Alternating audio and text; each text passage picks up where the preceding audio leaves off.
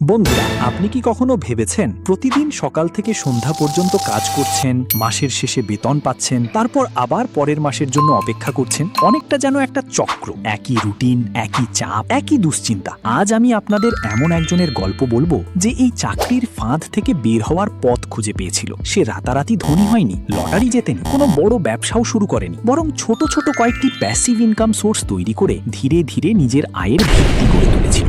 শুরু করা যাক তার গল্প। আরিফ একটি প্রাইভেট কোম্পানিতে চাকরি করত। প্রতিদিন সকাল 8টায় বের হতো। বাসে ভিড়, ট্রাফিক জ্যাম, অফিসের চাপ, ডেডলাইন, বসের বকাঝকা, সব মিলিয়ে জীবনটা যেন একটা মেশিনের মতো হয়ে গিয়েছিল। একদিন অফিস থেকে ফেরার সময় সে নিজেকে প্রশ্ন করল, আমি যদি একদিন কাজ করতে না পারি তাহলে কি আমার আয় বন্ধ হয়ে যাবে? উত্তর ছিল হ্যাঁ।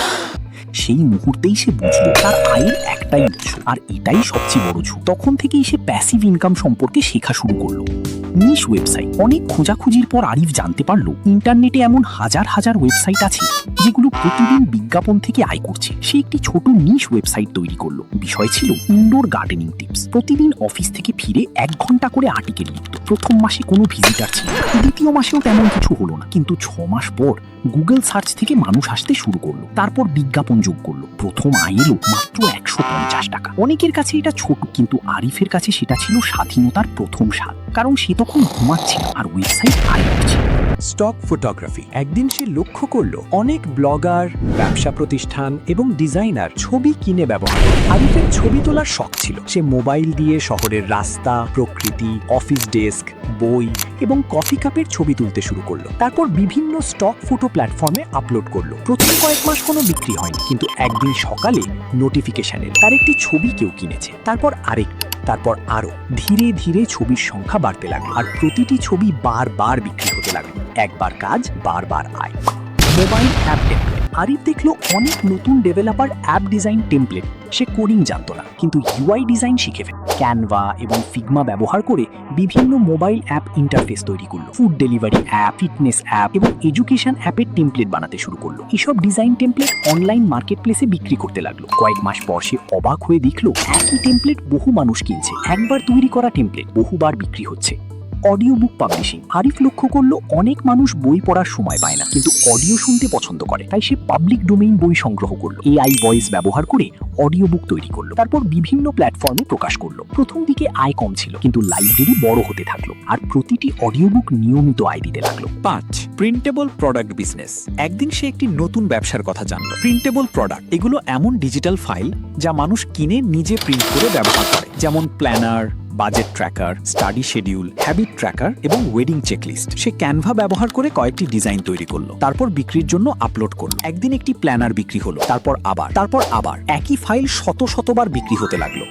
Music licensing. আরিফ সঙ্গীত পছন্দ করত। সে রয়্যালটি ফ্রি ব্যাকগ্রাউন্ড মিউজিক তৈরি শেখা শুরু করলো। ছোট ছোট ইনস্ট্রুমেন্টাল ট্র্যাক বানিয়ে বিভিন্ন মার্কেট প্লেসে আপলোড করলো। ইউটিউবার, অ্যাডভার্টাইজার এবং কন্টেন্ট ক্রিয়েটাররা সেই মিউজিক ব্যবহার করতে লাগলো। প্রতিবার ডাউনলোড বা লাইসেন্স হলেই আয় আসতে লাগলো। Online course worksheet. অনেক অনলাইন ইনস্ট্রাক্টর তাদের কোর্সের জন্য ওয়ার্কশিট খুঁজছিল। আরিফ বিভিন্ন বিষয়ের ওয়ার্কবুক তৈরি করলো, যেমন গোল সেটিং, টাইম ম্যানেজমেন্ট, প্রোডাক্টিভিটি এবং সেলফ ডেভেলপমেন্ট। তার তৈরি ওয়ার্কশিট বিভিন্ন কোর্স ক্রিয়েটর কিনতে শুরু করলো। একবার তৈরি করা ওয়ার্কশিট বছরের পর বছর বিক্রি হতে লাগলো। News letter business. একদিন সে বুঝলো সোশ্যাল মিডিয়ার ফলোয়ার নিজের সম্পদ নয়, কিন্তু ইমেইল লিস্ট নিজের সম্পদ। সে একটি নিউজ লেটার শুরু করলো। সপ্তাহে একবার বিজনেস এবং ফাইন্যান্স টিপস পাঠাতো। ধীরে ধীরে সাবস্ক্রাইবার বাড়তে লাগলো। পরে স্পন্সরশিপ থেকে আয় শুরু হলো। Website theme selling. Arif WordPress theme customisation শিখল। তারপর ছোট ছোট ওয়েবসাইট থিম তৈরি করলো। অনেক ব্যবসা প্রতিষ্ঠান সেই থিম কিনতে শুরু করলো। একটি থিম একবার তৈরি করেই বহুবার বিক্রি হতে লাগলো। Data resource selling. আরিফ বুঝতে পারলো মানুষ শুধু প্রোডাক্ট কিনে না, তথ্যও কিনে। সে বিভিন্ন ইন্ডাস্ট্রি নিয়ে রিসার্চ করে ডেটাবেস তৈরি করলো, যেমন স্টার্টআপ লিস্ট, বিজনেস ডিরেক্টরি এবং মার্কেটিং রিসোর্স কালেকশন। তারপর সেগুলো ডিজিটাল পণ্য হিসেবে বিক্রি করতে শুরু করলো। একই ডেটাবেস বহুবার বিক্রি হতে লাগলো। 2 বছর পরে আরিফের জীবন বদলে গেল। সে এখনো কাজ করত, কিন্তু আর তার আয়ের উৎস একটি ছিল না। একটি ওয়েবসাইট আয় দিচ্ছে, ছবি বিক্রি হচ্ছে, অডিও বুক বিক্রি হচ্ছে, টেমপ্লেট বিক্রি হচ্ছে, নিউজ লেটার স্পন্সরশিপ আসছে, মিউজিক লাইসেন্স হচ্ছে, ওয়ার্কশিট বিক্রি হচ্ছে, ডেটাবেস বিক্রি হচ্ছে। সে বুঝতে পারলো প্যাসিভ ইনকাম মানে বসে বসে টাকা পাওয়া নয়। প্যাসিভ ইনকাম মানে প্রথমে কঠোর পরিশ্রম করে এমন একটি অ্যাসেট তৈরি করা যা ভবিষ্যতে বারবার আয় এনে দেয়।